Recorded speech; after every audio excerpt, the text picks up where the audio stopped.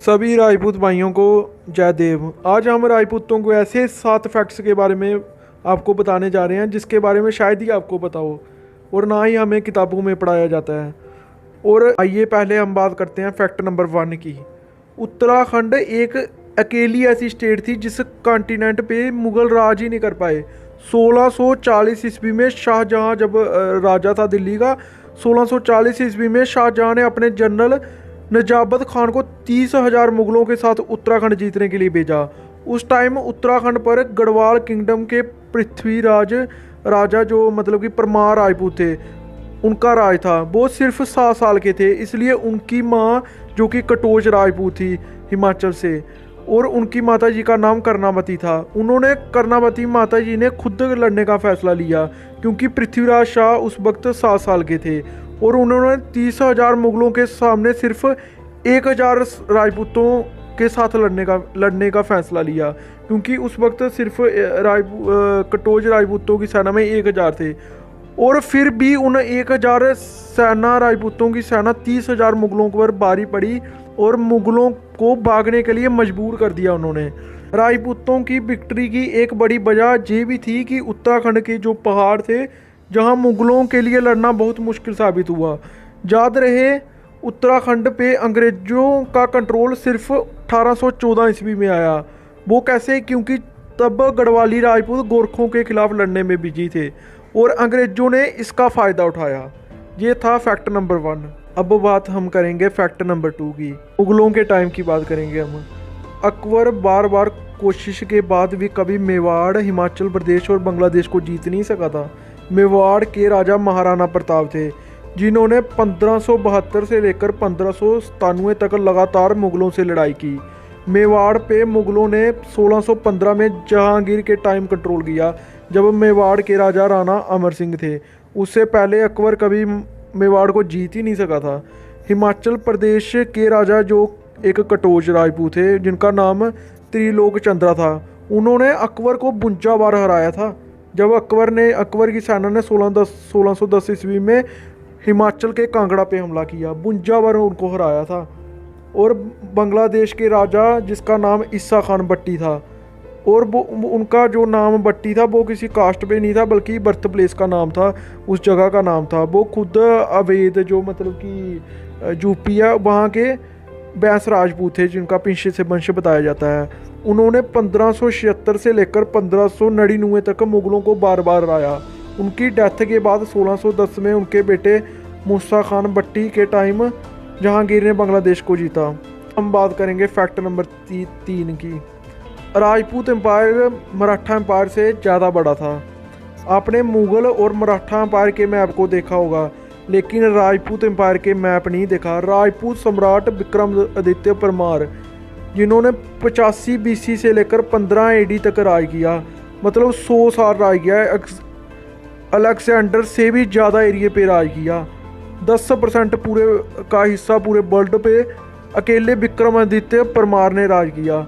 उसके बाद राजपूतों ने 973 में सबसे ज़्यादा लैंड एरिया पे राजपूतों का ही राज था, जो आप इस मैप में देख भी सकते हो। 973 ईस्वी में राजपूतों का कितना बड़ा शासन था, कितने बड़े पूरे इंडिया पर राज था। इस time Pakistan, Punjab plus Khyber Pakhtun plus Afghanistan के कुछ पार्ट पे जंजुआ राजपूत का राज था उस टाइम, और राजस्थान पे चौहान का, और गुजरात और सिंध के कुछ हिस्से पे सोलंकी राजपूतों का राज था। हिमाचल पे कटोच राजपूत करते थे उस वक्त राज। उत्तराखंड पे परमार गढ़वाली राजपूत। इंडियन पंजाब और हरियाणा प्लस दिल्ली पे तोमरों का राज था। दिल्ली पे जो अनंगपाल तोमर आपने सुना है जिनका नाम दिल्ली के राजा थे। उत्तर प्रदेश और बिहार पे प्रतिहार और परिहार राजपूत राज किया करते थे।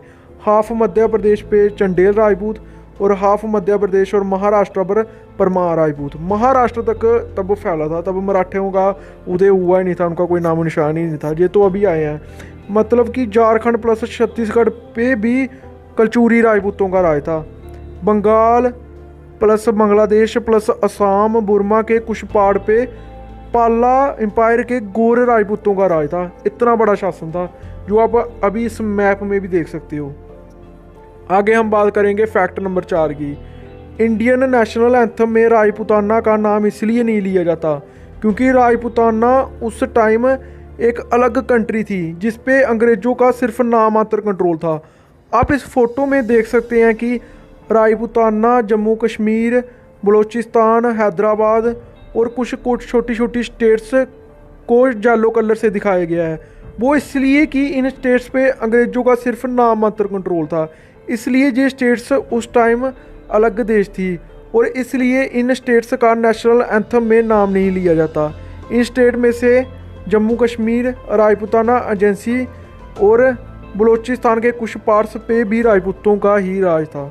बाकी सिंध, महाराष्ट्र अंग्रेज़ों के कंट्रोल में था, इसलिए उनका नाम नेशनल एंथम में लिया जाता है। राजपूताना का नाम इसलिए नेशनल एंथम में नहीं लिया जाता है। ये हमने आपको फैक्ट नंबर 4 में क्लियर कर दिया। अभी हम बात करेंगे फैक्ट नंबर 5 की। एक ऐसा राजपूत राजा भी था जिसने मंगोलों को हरा दिया था। इस राजा का नाम जामनिंदो था, जो कि एक जदुवंशी चुंडासमा राजपूत थे। उन्होंने 1490 ईस्वी में मंगोलों के जनरल शाह अकबरुद्दीन के साथ बलूचिस्तान के सिटी सिब्बी में युद्ध किया था और उन्हें हराकर कलांडार तक उनका पीछा किया था। जामनिंदो के एम्पायर में सिंध, बलूचिस्तान के काफ़ी कुछ पार्ट्स थे और पंजाब और अफ़गानिस्तान के पार्ट्स भी उसमें ही आते थे तब। ये हमने आपको फैक्ट नंबर 5 में क्लियर कर दिया, जो आप वो फ़ोटो देखकर खुद भी समझ जाओगे। आगे चलो हम बात करते हैं फैक्ट नंबर 6 की। एक राजपूत योद्धा ने अफ़गानिस्तान जीत लिया था। अक्सर लोग ये समझते हैं कि हरि सिंह नलवा, जो कि एक खत्री था, उन्होंने अफ़गानिस्तान जीत लिया था, लेकिन ये सच्चे बिल्कुल भी नहीं है। आप सिख एम्पायर के इस मैप में देख सकते हैं, देखो मैप, कि सिखों का राज सिर्फ पेशावर तक था, वो भी सिर्फ 50 साल के लिए। मतलब हरि सिंह नलवा ने सिर्फ पेशावर जीता था, ना कि अफ़गानिस्तान। अफ़गानिस्तान को जीतने वाला एक राजपूत राजा मान सिंह कशवाहा था, जिसके मैं अलग से भी वीडियो बनाऊंगा। मान सिंह कशवाहा ने पूरा अफ़गानिस्तान जीत लिया था। मान सिंह कशवाहा ने 1580 ईस्वी में कशवाहा की अपनी सेना के साथ अफ़गानिस्तान में घुसकर अफ़गानों के सरदार शादमान को हरा दिया था और 1580 से लेकर 1582 तक 2 साल अफ़गानिस्तान के गवर्नर रहे। फिर वे वापस अमरकोट वापस आ गए। याद रहे, अकबर उस टाइम बादशाह था। अकबर ने पहले बीरबल को भी अफ़गानिस्तान में अफ़गान की बगावत को रोकने के लिए भेजा था, लेकिन बीरबल मारा गया। 1585 ईस्वी में अफ़गानों ने उज्जवक लोगों के साथ फिर से अफ़गानिस्तान में बगावत शुरू कर दी। मान सिंह ने दोबारा से 12,000 कशवाहा राजपूतों की आर्मी के साथ मिलकर अफ़गानिस्तान पर चढ़ाई की और इस बार अफ़गानों के 5 ट्राइब और उज्बेकी जो कि उस वक्त बगावत कर रहा था, उनको हरा दिया और फिर से अफ़गानिस्तान को उन्होंने दूसरी बार जीत लिया। गुस्से में आकर मान सिंह ने अफ़गानों के 5 फ्लैग जो झंडे थे वो जला दिए। इस विक्ट्री से खुश होकर मान सिंह ने आमेर के फ्लैग 5 कलर्ड बना दिए। जो आप अमरकोट का फ्लैग देखते हो कशवाहों का, ये 19 से लिया गया है। आप फोटो में खुद देख सकते हो कि राजपूतों का राज तब कितना बड़ा था। चलो आगे हम बात करते हैं फैक्ट नंबर 7 की। फैक्ट नंबर 7 में हम आपको बताएंगे कि अरबी, गजनबी, गोरी, मामलूक, खिलजी, तुगलक, लोधी, सईद, सूरी, मुगल, इनमें से कोई भी राजपूतों को एक बार भी नहीं हरा सका था। अक्सर लोग ये समझते हैं कि राजपूत हमेशा हारते रहे, लेकिन ये बात बिल्कुल उलट है, क्योंकि इन अरबी, गजनबी, मुगल, तुर्क जितने भी विदेशी आक्रमण थे, सब ने कुछ देर बाद एंड हो गया था, सबका कुछ देर बाद एंड हो गया, लेकिन राजपूतों का नहीं हुआ था खात्मा। राजपूत लड़ते रहे, मरते रहे, तभी आज आबादी कम है, लेकिन राजपूत ख़त्म नहीं हो। इन लोगों का राज भारत में नहीं बल्कि नॉर्थन भारत में दिल्ली, पंजाब, यूपी और बिहार के कुछ हिस्से पे होता था। वैसे तो राजपूत पर 644 ईस्वी से ही हमले शुरू होने लगे थे, लेकिन राजपूत 1615 से लेकर 1710 तक सिर्फ 95 साल मुगलों के कंट्रोल में रहे, उससे पहले कभी नहीं रहे। अरबियों के 3 बड़े एम्पायर थे। पहला राशिदून कैलिफेट, जो आप फोटो में देख सकते हो, उमय्यद कैलिफेट और अब्बासिद कैलिफेट। इन तीनों एम्पायरों ने राजपूतों पर, तब इंडिया को राजपूत पीरियड कहा जाता था, इन सबको राजपूतों ने इंडिया में घुसने नहीं दिया था। उसके बाद गजनबी आए, कुछ देर तक इंडिया में घुसे और सक्सेस भी हुए, लेकिन राजपूतों ने फिर से गजनबी के हाथ हार हुए एरिया को वापस जीत लिया था राजपूतों ने।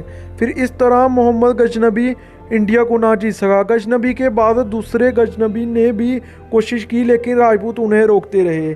इस तरह गोरी, मगलूक, खिलजी, तुगलक, सईद, लोधी, सूरी, मुगल जितने भी विदेशी आक्रमणकारी थे वो राजपूतों का खात्मा नहीं कर सके।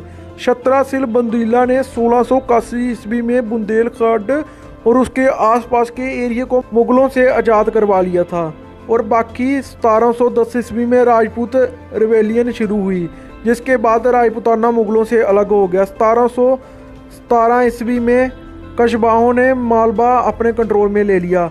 दुर्गादास राठौर ने भी मारवाड़ को छुड़ा लिया। अभय सिंह राठौड़ ने भी 1731 ईस्वी में गुजरात को अपने कंट्रोल में ले लिया, और लगभग इसी वक्त हिमाचल के कटोच राजपूतों ने भी खुद को मुगलों से अलग कर लिया।